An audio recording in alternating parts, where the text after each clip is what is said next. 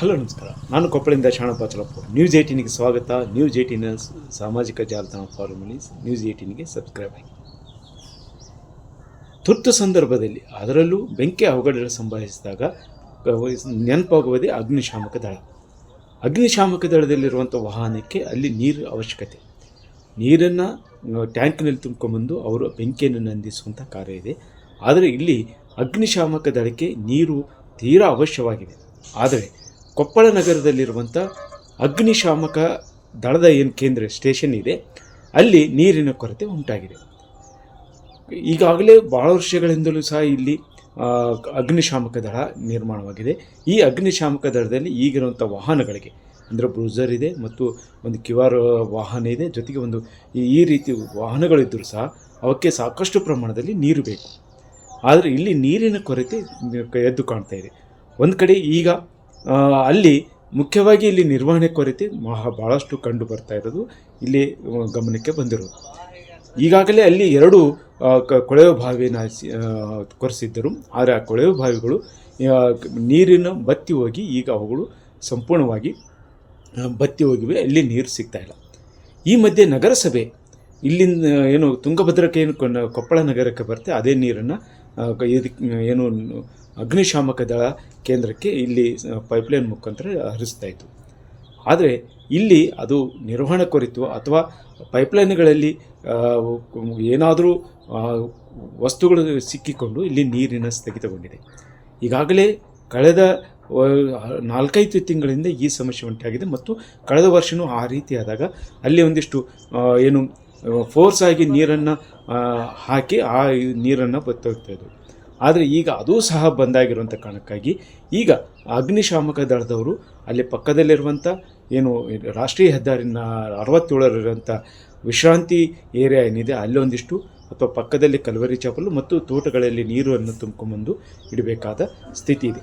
ಅದು ಏನು ತುರ್ತು ಸಂದರ್ಭದಲ್ಲಿ ಬೇಕಾಗಿರುವಂಥ ಇದಕ್ಕೆ ಎಷ್ಟು ಸಾಧ್ಯವಿರುತ್ತೆ, ಆ ಕಾರಣಕ್ಕಾಗಿ ಇಲ್ಲಿಯ ಅಗ್ನಿಶಾಮಕ ದಳವರು ಯಾವ ವಾಹನಕ್ಕೆ ನೀರು ತೆಗೆದುಕೊಳ್ಳಲು ಅಲ್ಲಲ್ಲಿ ಹೋಗಿ ಪರದಾಡುವಂಥ ಸ್ಥಿತಿ ಉಂಟಾಗಿದೆ. ಇದಕ್ಕೊಂದು ಶಾಶ್ವತ ಪರಿಹಾರ ಕಂಡುಕೊಳ್ಳಬೇಕಾಗಿದೆ ಅನ್ನೋದು ಇಲ್ಲೇ ಇದೆ. ಮತ್ತು ಏನು ನಗರಸಭೆಯಿಂದ ಈಗ ಜಿಲ್ಲಾಸ್ಪತ್ರೆಯ ಮುಖಾಂತರ ಬಂದಿರುವಂಥ ಪೈಪ್ಲೈನ್ಗೆ ಅಲ್ಲೇ ಇರುವಂಥ ಅಡಚಣೆಗಳನ್ನು ಏನು ಪೈಪ್ಲೈನ್ ಇರುವಂಥ ಅಡಚಣೆ ನಿರ್ವಹಣೆ ಮಾಡಿ ಅಥವಾ ಒಂದು ಶಾಶ್ವತವಾದ ಪರಿಹಾರವನ್ನು ಕಂಡುಕೊಳ್ಬೇಕಾಗಿದೆ. ಈ ನಿಟ್ಟಿನಲ್ಲಿ ಇಲ್ಲಿರುವಂಥ ಅಗ್ನಿಶಾಮಕ ದಳಕ್ಕೆ ಈ ಕುರಿತು ನಾವು ಜಿಲ್ಲಾಧಿಕಾರಿಗಳಿಗೂ ಮತ್ತು ನಗರಸಭೆಯವರಿಗೆ ಮಾಹಿತಿ ಕೊಟ್ಟಿದ್ದೀವಿ. ಅವರು ಬಗೆಹರಿಸ್ತಾರೆ ಅನ್ನುವಂಥ ಮಾಹಿತಿಯನ್ನು ಕೊಟ್ಟಿದ್ದಾರೆ. ಆದರೆ ಆದಷ್ಟು ಬೇಗನೆ ಆಗಲಿ ಅನ್ನೋದು ಒಂದು ಕಡೆ.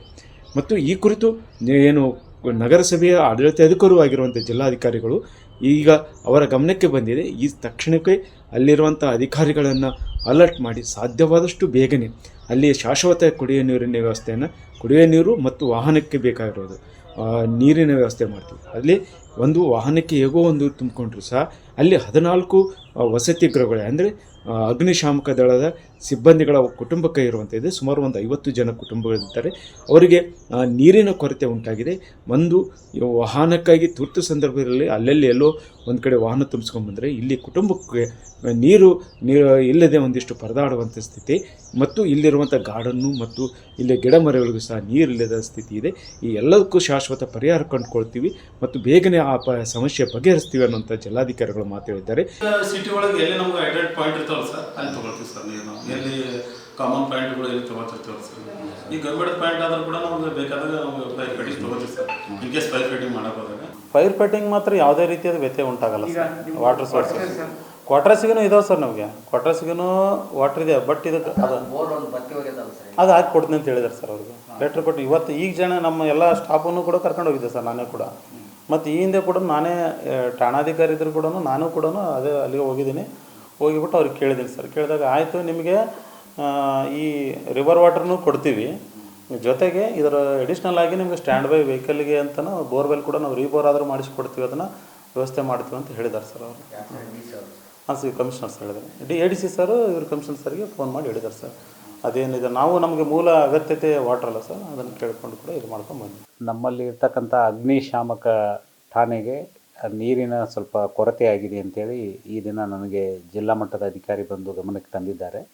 ಈಗಾಗಲೇ ನಗರಸಭೆ ಅಧಿಕಾರಿಗಳಿಗೆ ಅಲ್ಲಿ ಸಪ್ಲೈ ಮಾಡ್ತಕ್ಕಂಥ ಏನು ಪೈಪ್ಲೈನ್ ಇದೆ ಅದನ್ನು ಪರಿಶೀಲನೆ ಮಾಡಿಕೊಂಡು ನೀರಿನ ವ್ಯವಸ್ಥೆಯನ್ನು ಸಮರ್ಪಕವಾಗಿ ಮಾಡೋದಕ್ಕೆ ತಿಳಿಸಿದ್ದೇನೆ. ಅದಿಲ್ಲದೇ ಇದ್ದರೂ ಕೂಡ ಬೇರೆ ಪರ್ಯಾಯ ವ್ಯವಸ್ಥೆಯನ್ನು ಮಾಡಿ ಆ ಕೊರತೆಯನ್ನು ನೀಗಿಸಲಾಗುತ್ತೆ. ಈ ಮಾತುಗಳು ಬೇಗ ಈಡೇರಲಿ ಅನ್ನೋದೇ ಇಲ್ಲಿ ಜನರ ಅಭಿಪ್ರಾಯವಾಗಿದೆ. ಶರಣಪ್ಪ ಅಚ್ಲಾಪುರ್, ನ್ಯೂಸ್ 18 ಕೊಪ್ಪಳ.